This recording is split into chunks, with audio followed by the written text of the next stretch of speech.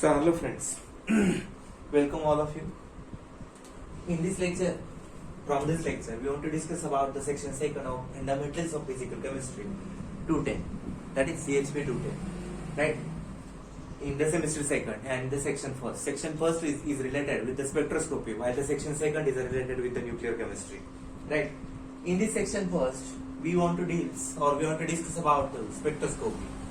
You know very well about the basic concepts of the spectroscopy, or what do you mean by the spectroscopy. Spectroscopy is nothing but the branch or the technique which is related with the interaction of radiation with the matter. When matter comes in contact with the radiation, depending upon the energy possessed or energy present in the radiation, there are some changes taking place inside the matter.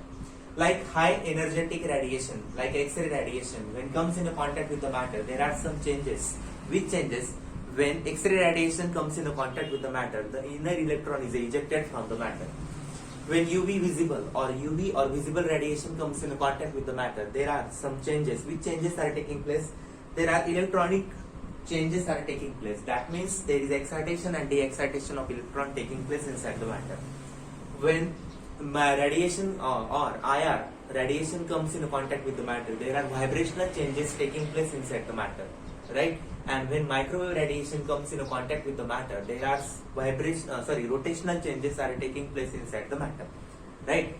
In this section, that is spectroscopy, we want to discuss about the chapter related with the microwave spectroscopy, vibrational or IR spectroscopy, then electronic spectroscopy, then Raman spectroscopy, right? These points are important not only according to Uni examination or your semester examination, but also related, very much important, according to the competitive examination like a NET, SET, PET, GATE examinations too, right? So you should have to carefully discuss, or you should have to carefully study about the spectroscopy, right?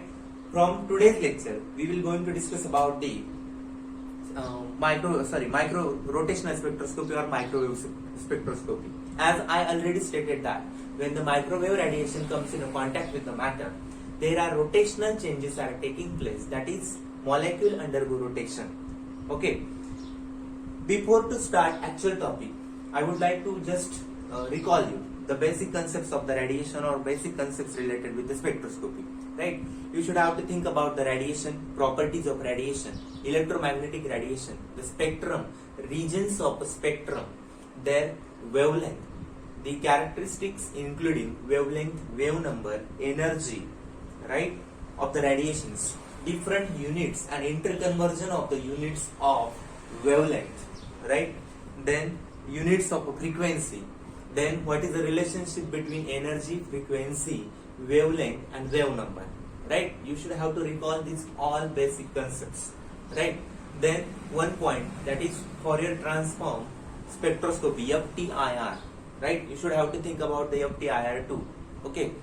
So from today's lecture, we want to discuss about the rotational spectra or rotational spectroscopy. When the molecule or the matter comes in contact with the microwave radiation, there are some rotational changes that are taking place. You already in a TYBS level, you think about the radiation.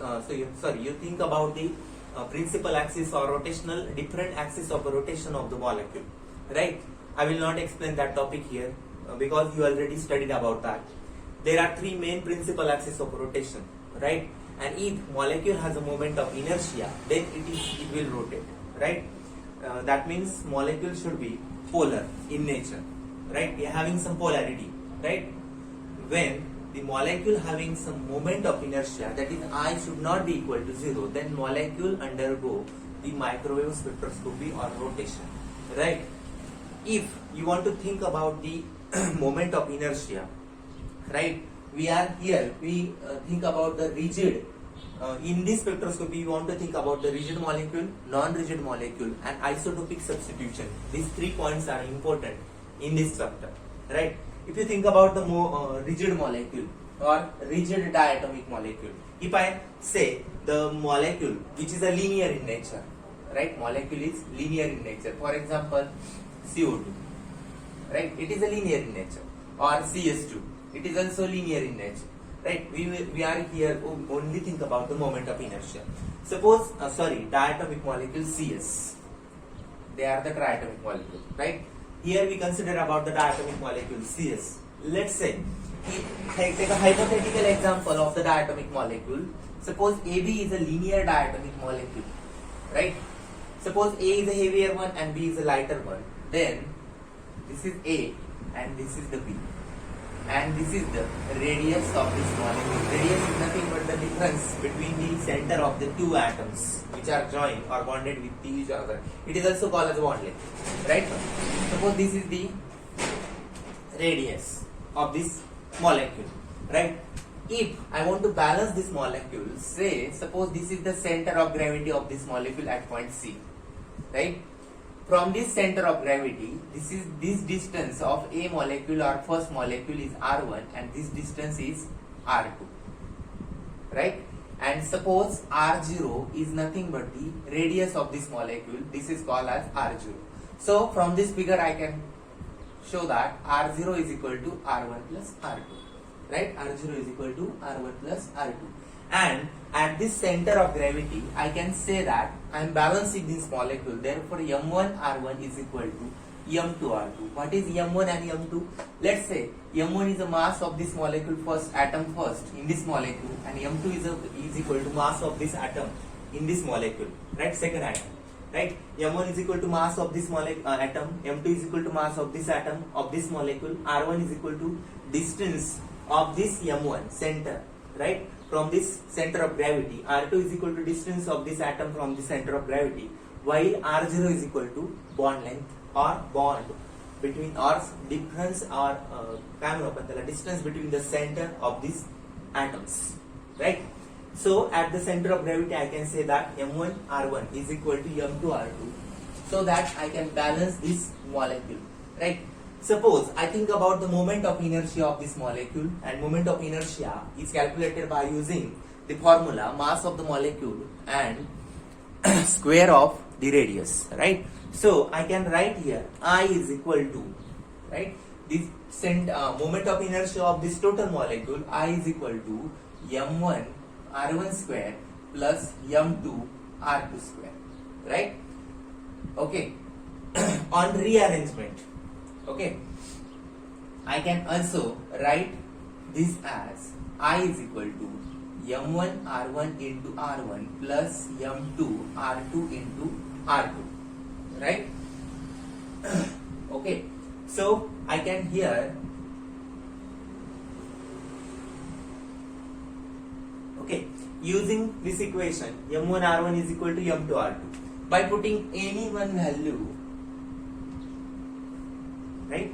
m1 r1 is equal to m2 r2. So I can write here m1 r1 equal to m2 r2, m1 r1 equal to m2 r2. So by arranging this equation, okay, I can write here I is equal to taking r1 and r2 common and inside the bracket m1 plus m2, right? Taking r1 r2 is a common and inside the bracket m1 plus m2, right? So I have the equation m1 r1 is equal to m2 r2. By putting the values in this equation, I can write this equation as having, I have again one equation, r0 is equal to r1 plus r2. So m1 r1 m2 r2, right? And putting the value of r0 is equal to r1 plus r2, either I can put r1 is equal to r0 minus r2 or r2 is equal to r0 minus r1. This equation can be written as m2 into r0 minus r1, right? So here I can write m1 r1 is equal to m2 r2. By using all this I can solve. If you need the total solution of this, I will provide you on WhatsApp group, right? So I can write here I is equal to m1 m2 upon m1 plus m2 into r0 square, right?